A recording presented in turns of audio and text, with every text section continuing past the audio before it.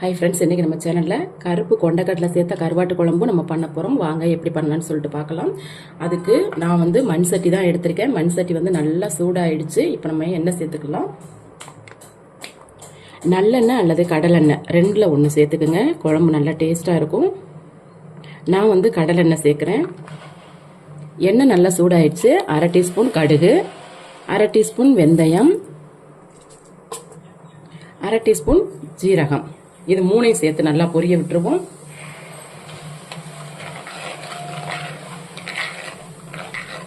கடுகு, வெந்தயம், சீரகம் இது மூணும் நல்லா பொரிஞ்சிருச்சு. இப்போ சின்ன வெங்காயம் எடுத்து நல்லா பொடி பொடியாக நறுக்கி வச்சிருக்கேன், அதை சேர்த்துக்கலாம். இது குறைஞ்சது 150 கிராம் இருக்கும். இதை சேர்த்துக்குவோம். 10 to 15 பூண்டு பல்லு எடுத்து அதையும் நல்லா ஃபைனாக நறுக்கி வச்சிருக்கேன், சேர்த்துக்கலாம்.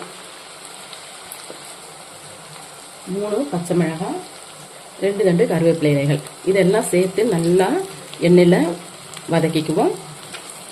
கருப்பு கொண்டக்கடலையும் கருவாடும் சேர்த்து நம்ம வைக்கும்போது இந்த குழம்பு அவ்வளோ டேஸ்டியாக இருக்குங்க. இதில் கருப்பு கடலை மட்டும் இல்லை, அது கூட நம்மக்கிட்ட இருக்க காய்கறிகளும் சேர்த்து செய்யலாம். முருங்கைக்காய் சேர்த்து தான் நான் இந்த கருவாட்டு குழம்பு பண்ண போகிறேன். பாருங்கள், வெங்காயம், பூண்டு, பச்சை மிளகாய் இது மூணும் நல்லா வதங்கிடுச்சு. இப்போது 2 தக்காளி நல்லா பழமாக எடுத்து நறுக்கி வச்சுருக்கேன், இதை சேர்த்துக்கலாம். தக்காளி வதங்கிறதுக்கு கொஞ்சமாக உப்பு சேர்த்துக்கிடுவோம். கருவாட்டு குழம்புல முதல்ல அதிகமாக உப்பு சேர்த்துக்கூடாது, ஏன்னா கருவாட்டில் அதிகமாக உப்பு இருக்கும். அதனால் நான் தக்காளி வதங்கிறதுக்கு மட்டும் நான் உப்பு சேர்த்துக்கிறேன். சேர்த்து தக்காளியை நல்லா கொழஞ்சு வரும் வரைக்கும் நம்ம வதக்கிக்கலாம்.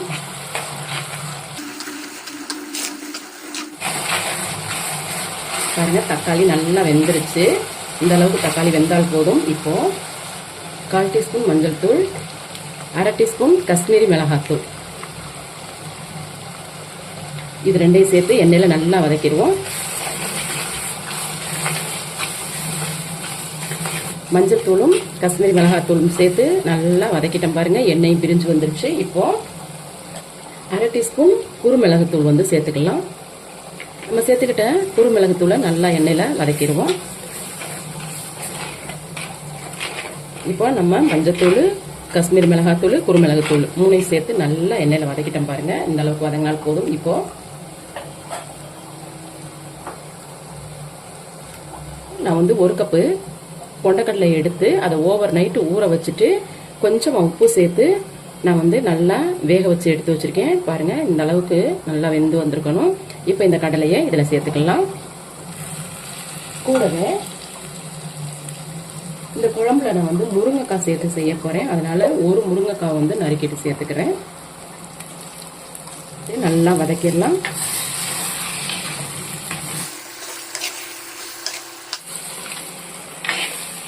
இந்த மாதிரி வதக்கி கொடுத்துட்டு இப்போ இந்த கருவாட்டு குழம்புக்கு தேவையான மசாலா சேர்த்துக்குவோம். வீட்டில் அரைச்ச குழம்பு மிளகாத்தூள் நான் ஒரு 3 டேபிள் ஸ்பூன் சேர்த்துக்கிறேன். நல்லா வதக்கிடலாம். இந்த மசாலா எண்ணெயில் நல்லா வதங்கிட்டு எண்ணெய் மேலே மிதந்து வரணும், அது வரைக்கும் நம்ம வதக்கிக்கலாம்.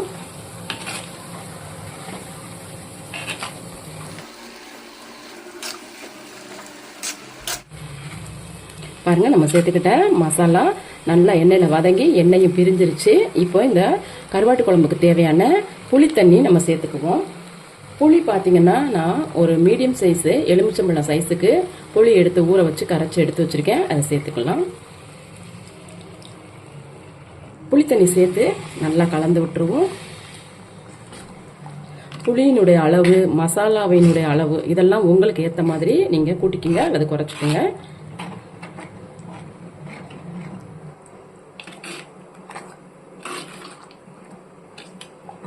புளி தண்ணி சேர்த்து ஒரு 2 நிமிஷத்துக்கு நல்லா கலந்து விட்டுட்டு இப்போ இந்த குழம்புக்கு தேவையான தண்ணி சேர்த்துக்குவோம்.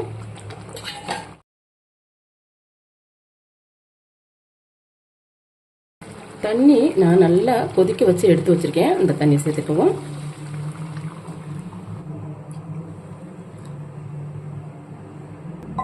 சுடு தண்ணி சேர்க்கும்போது நமக்கு உடனே கொதி வந்துடும். எப்போவுமே வந்து குழம்பு வைக்கும்போது சுடு தண்ணி சேர்த்தா தான் அந்த குழம்பினுடைய டேஸ்ட்டும் நல்லாயிருக்கும். பச்சை தண்ணி சேர்க்கும்போது அது வந்து வித்தியாசமாயிரும். எப்படின்னா அந்த காயெல்லாம் விரைக்க ஆரம்பிச்சிடும், கொதிக்கிறதுக்கும் லேட் ஆகும். இப்போ இந்த அளவு தண்ணி வந்து எனக்கு போதுமானதாக இருக்கும். இதை நல்லா கலந்து விட்டுருவோம்.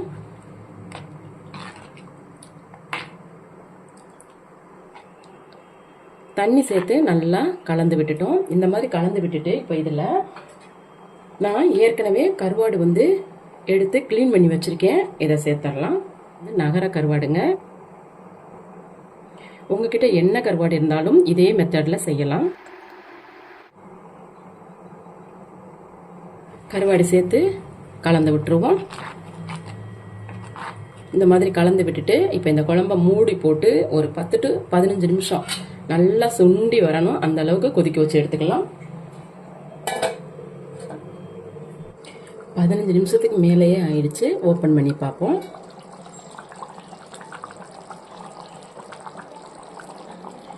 பாருங்க, குழம்பு நல்லா வத்திட்டு எண்ணெயும் பிரிஞ்சிருச்சு பாருங்க சைடில். இதை ஒன்ஸ் கலந்து விட்டுருவோம்.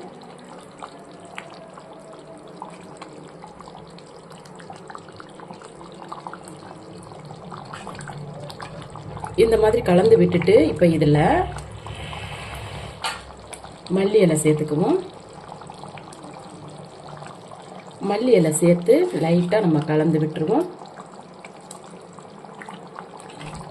பாருங்கள், இப்போ நமக்கு அருமையான நல்ல டேஸ்டியான கொண்டக்கடலை சேர்த்தா கருவாட்டு குழம்பு ரெடி ஆயிடுச்சு. இந்த கருவாட்டு குழம்பு பார்த்தீங்கன்னா பழைய சாதம், சுடு சாதம், இட்லி, தோசை, இடியாப்பம் இது எல்லாத்துக்குமே சூப்பராக இருக்குங்க வச்சு சாப்பிடும்போது.